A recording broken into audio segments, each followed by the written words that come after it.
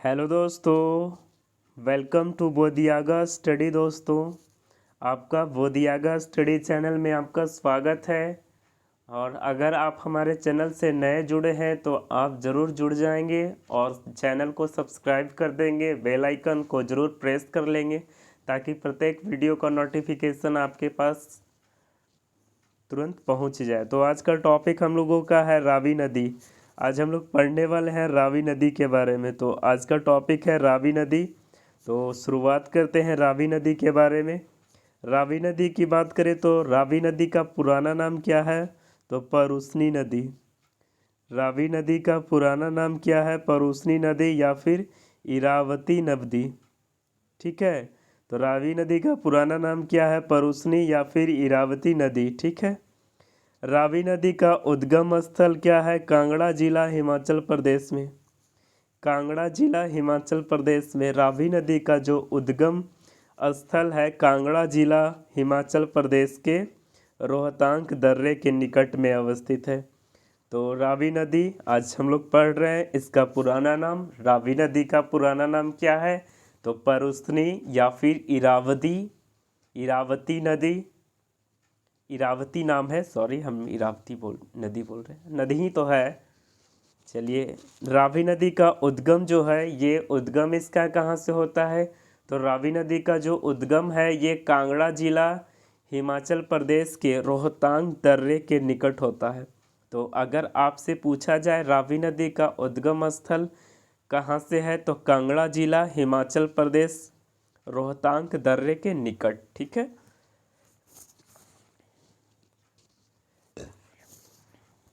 अब आगे बढ़ते हैं, आगे बात करते हैं। बात करें इस नदी की लंबाई की। इस नदी की लंबाई कितनी है? तो 725 किलोमीटर।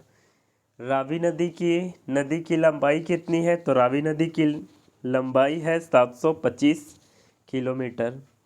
रावी नदी नदी की लंबाई कितनी है? 725 किलोमीटर। ठीक है, इसे ध्यान रख लेंगे।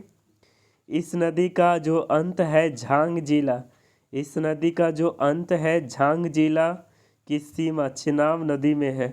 इस नदी का जो अंत है झांग जिले के सीमा चिनाब नदी में है, यानी चिनाब नदी में जाकर ये अटैच हो जाती है। ठीक है। इस नदी के किनारे बसे नगर लाहौर और चंपा। लाहौर और चंपा कौन से हैं? तो लाहौर और चंपा है। ठीक है। आगे बढ़ते हैं। इस नदी पर बने बांध कौन से बांध हैं? 3 बांध। ठीक है, कौन सा बांध है रावी नदी पर? तो ये 3 बांध है। रावी को पौराणिक तथा वैदिक नाम परुस्नी या फिर इरावदी भी कहा जाता है। ठीक है। हड़प्पा सभ्यता शहर रावी नदी के किनारे स्थित है। हड़प्पा शहर जो है रावी नदी के किनारे ही अवस्थित थी। चेनाब और रावी पाकिस्तान के किस स्थान पे आकर मिलती है? तो चेनाब और रावी जो है सराय सिंधु में आकर मिलती है। ठीक है, इसे ध्यान रख लेंगे।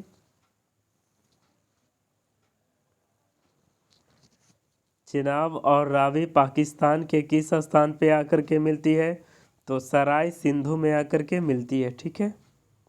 अब आते हैं थीन बांध की बात करते हैं। थीन बांध की बात करें तो थीन जो बांध है ये रावी नदी पे अवस्थित है। थीन बांध परियोजना भारत की नदी घाटी परियोजना में से एक है। पंजाब के पठानकोट जिले में रावी नदी पर थीन बांध बना है। पंजाब के पठानकोट जिले में रावी नदी थीन बांध बना है।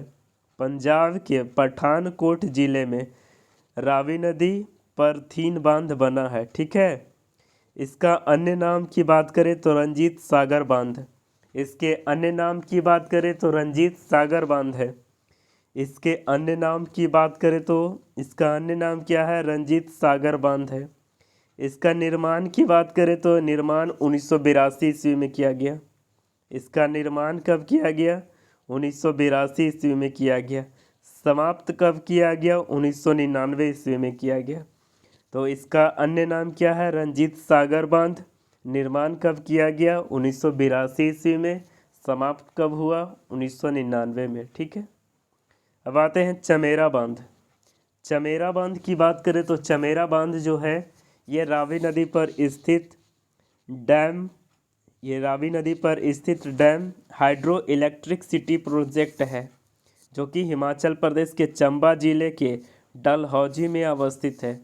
तो चमेरा डैम रावी नदी पर स्थित hydro electric city project Himachal Pradesh के चंबा जिले के डलहौजी में अवस्थित है। यहीं पर चमेरा झील भी है। तो अगर आपसे पूछ दे कि चमेरा झील कहाँ पे अवस्थित है, तो ये हिमाचल प्रदेश में अवस्थित है, चंबा जिला के डलहौजी में। कितना मेगावाट बिजली उत्पन्न होती है? तो 540 मेगावाट बिजली उत्पन्न होती है।